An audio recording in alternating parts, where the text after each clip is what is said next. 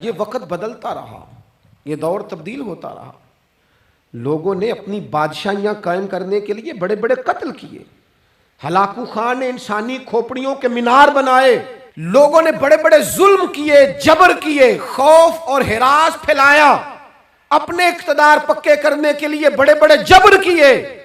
پھر کیا ہوا؟ ایسی ایسی بیماریاں لگیں جن کے علاج ہی کوئی نہیں تھے دنیا میں، بھری ہوئی تجوریاں، پیسے باہر گر رہے ہیں، پر ڈاکٹر کہہ رہا ہے تیرا مرض ہی وہ ہے جس کا علاج ہی کوئی نہیں۔ اللہ تبارک و تعالیٰ کے قانون سے جب لوگ ٹکراتے ہیں پھر پاش پاش ہو جاتے ہیں۔ وقت گزرا، ٹائم یزید کا آیا، وقت گزرا تو ٹائم عبید اللہ ابن زیاد کا آیا، ٹائم شمر کا آیا۔ 1450 سال گزرنے کے بعد اس ہزاروں کے مجمع میں سے ایک ایک بچے کو حدیث یاد ہے کہ حسن اور حسین جنتی جوانوں کے سردار ہیں۔ بتاؤ، یزید کو نہیں آتی تھی؟ شیمر کو نہیں پتا تھا؟ کلمہ تو پڑھتے تھے نا یہ؟ عبید اللہ ابن زیاد کو نہیں پتا تھا؟ نبی پاک علیہ السلام کے کندھوں پر حسنین رہے، ان سب کو پتا نہیں تھا؟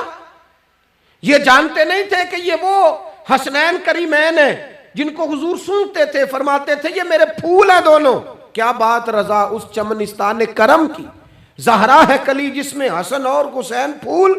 آج 1450 سال گزرنے کے بعد امت کو حدیث آتی ہے کہ نبی پاک علیہ السلام نے فرمایا جس نے حسن اور حسین سے پیار کیا اس نے مجھ سے پیار کیا، جس نے ان سے بغض رکھا اس نے مجھ سے بغض رکھا۔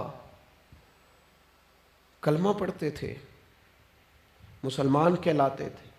10 محرم کو جمعے کا دن تھا، امام حسین امامہ باندھ کے گھوڑے پر بیٹھ کر خطبہ دینے لگے تو ایک شخص اندر سے بول کے کہنے لگا حسین تقریر لمبی نہ کر، ہمارا جمعہ لیٹ ہو رہا ہے۔ بلے و نمازیوں، سامنے وہ شخصیت کھڑی ہے جس پر ابھی درود پڑھیں گے نماز میں، اللہم صلی علی محمد وعلی، ابھی درود پڑھیں گے حسین ابن علی پر، ابھی شہید کر کے ابھی درود پڑھیں گے، وہ سامنے کھڑے۔ اور امام حسین کا ایک جملہ تاریخ نے یوں لکھا ہے کہ شاید ریت کے ذرے بھی تڑپ گئے۔ امام علی مقام فرمانے لگے مجھے غور سے دیکھو، تمہیں پتہ ہے میں کون ہوں؟ تم جانتے ہو میں کون ہوں؟ نبی پاک نے فرمایا تھا یہ حسن اور حسین میرے بیٹے ہیں کیونکہ میری بیٹی کے بیٹے۔ تمہیں پتہ ہے میں کون ہوں؟ سامنے امام حسین کھڑے، فرمایا مجھے جانتے ہو؟ اور امام علی مقام فرمانے لگے میں تمہارے نبی کا نواسا ہوں، اور آج کے بعد تمہیں کسی نبی کا کوئی نواسا نہیں ملے گا، کیونکہ نبی پاک آخری نبی ہیں، اور جب حضور کے بعد کوئی نبی نہیں آئے گا تو کسی نبی کی اولاد کیسے ہوگی؟ تمہیں آج کے بعد کسی نبی کے نواسے کی زیارت نہیں ملے گی۔ میں کیسے آپ سے یہ بات آپ کو عرض کروں کہ سامنے حسین ابن علی بھی ہوں تو لوگ نفس کی خواہشیں پوری کرتے ہیں، لوگ اپنی کرسیاں پکی کرتے ہیں، لوگ گورنریاں پکی کرتے رہے، لوگ گڈ بک میں جانے کے لیے ایک دوسرے کو شاباشیاں دیتے رہے، جشن ہوتا رہا۔ سب سے پہلے ایک شخص نے امام حسین کا قافلہ روکا تھا، اس کا نام حور بن یزید تھا، سب سے پہلے اس نے روکا تھا، وہ ایک لشکر کا سپہ سالار تھا۔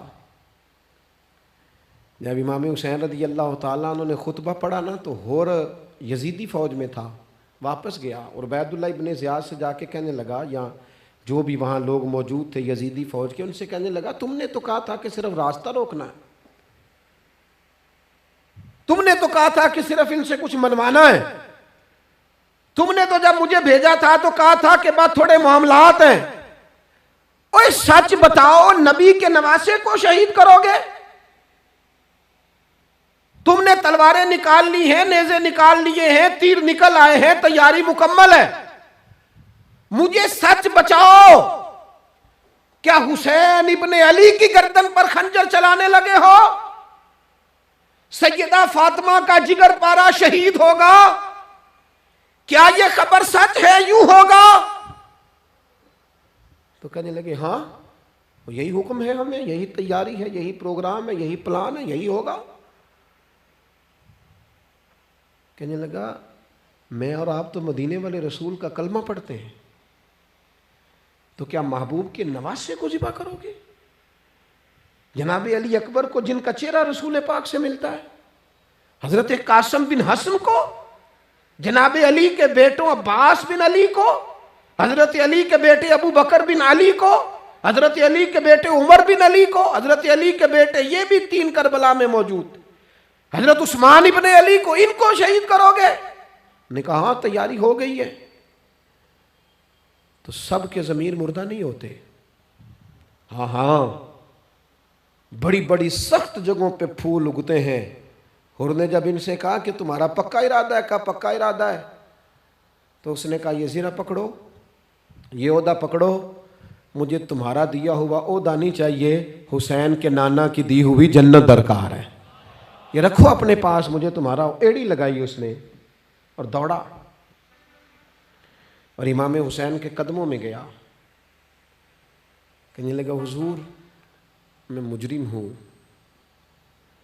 میں خطا کار ہوں، میں نے سب سے پہلے آپ کو روکا تھا، پر مجھے قسم ہے اللہ کی میں جانتا نہیں تھا ان کا ارادہ کیا ہے، حضور بھول گیا، غلطی کر بیٹھا، یہ اندھے ہوں گے، ان کی آنکھوں میں پٹی بندی ہوگی، اور مجھے تو پتہ ہے نا کہ دنیا کو پھر محمد کا نواسہ نہ ملے گا، مجھے خبر ہے، اگر معافی مانگوں تو معاف کر دو گے، پہلا مجرم ہوں، میں نے روکا ہے، اگر آ جاؤں تو قبول کر لو گے؟ یہ ظرف، یہ حوصلے، یہ توانائیاں اگر ہیں تو سیدہ فاطمہ کے دودھ میں ہیں، یہ شیر خدا کی تربیت میں ہیں، یہ محبوب نے جو ان کی زبانوں کو چوسا تو اس کرم میں ہے۔ حضرت امام حسین نے اٹھ کے سینہ یوں چوڑا کیا، ہاتھ پھیلائے، فرمایا آجا، لگ جانا میرے سینے کے ساتھ، تو آ جانا، تو نے دیر کی، ہم تو پہلے سے منتظر تھے، تو آ جا، تیری ساری معاف ہیں۔ حر کے مقدر جاگے، امام علی مقام کے لشکر میں شامل ہوا۔ بعض نے لکھا ہے جو لوگ ابتدا میں شہید ہوئے امام حسین کی طرف سے، ان میں حر شامل۔